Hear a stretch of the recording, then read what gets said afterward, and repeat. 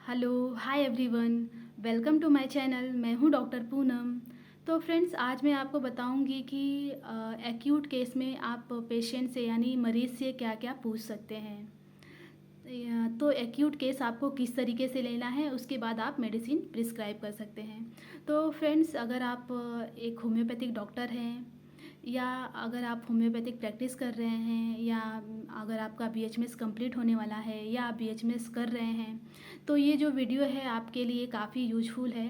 तो आज मैं आपको बताऊंगी कि एक्यूट केस में आपको पेशेंट यानी मरीज़ से क्या क्या पूछना चाहिए। अगर आपके पास एक्यूट केस आता है यानी रिसेंटली हुआ केस आता है या 2-3 दिन पहले पेशेंट को कोई फीवर हो गया हो या कफ हो गया, खांसी हो गया, सर्दी हो गया, या 1 घंटे पहले हुआ है या 1 दिन पहले हुआ है, तो ये जो रिसेंटली केस आता है एक्यूट केस उसे बोलते हैं। तो फ्रेंड्स, आप उसे उस पेशेंट से क्या क्या मतलब पूछ सकते हैं, तो आज मैं उसके बारे में आपको बताने वाली हूँ। तो सबसे पहले मैं आपको बता दूँ कि आपको पेशेंट से पूछना है कि आपको कब से हुआ है ये प्रॉब्लम।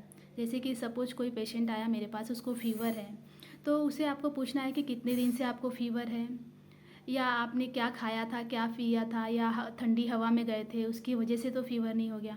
ये सारी जो अलाइनमेंट फॉर्म होता है ना, वो आपको पता करना है। और उसको पूछना है कि आपकी एक्टिविटी में कोई चेंजेस हुआ है, यानी अगर आपकी एक्टिविटी इंक्रीज हुई है या डिक्रीज हुई है, वो आपको पता करना है। उसके बाद आपको उससे पता पूछना है कि आपको देखना है कि पेशेंट जो है वो हॉट है या चिल्ली है। उसके बाद पेशेंट जो है वो थर्स्टी है या थर्स्टलेस है, ये भी आपको जानकारी लेना है। उसके बाद उसके मेंटल, फिजिकल और इमोशनल लेवल पर मतलब कोई चेंजेस तो नहीं हुआ है, ये सब भी आपको जानकारी लेनी पड़ेगी कि पेशेंट के कोई मेंटली या फिजिकली या इमोशनल लेवल पर कोई चेंजेस हुआ है क्या, पूछना है आपसे।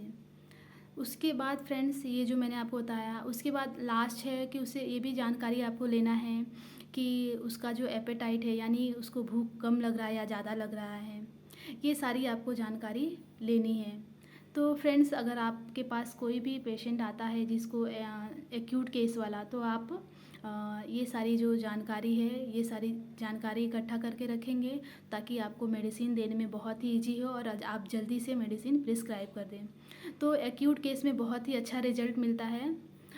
तो फ्रेंड्स, अगर आपके पास कोई भी एक्यूट केस आता है तो उसे आप जाने मत दीजिए, ठीक करके ही जाने दीजिए। तो मैंने बताया आपको कि मतलब अगर आपके पास कोई एक्यूट पेशेंट आता है यानी एक्यूट केस का कोई भी मरीज आता है, तो आप उसे किस तरीके से क्या क्या सवाल पूछ सकते हैं।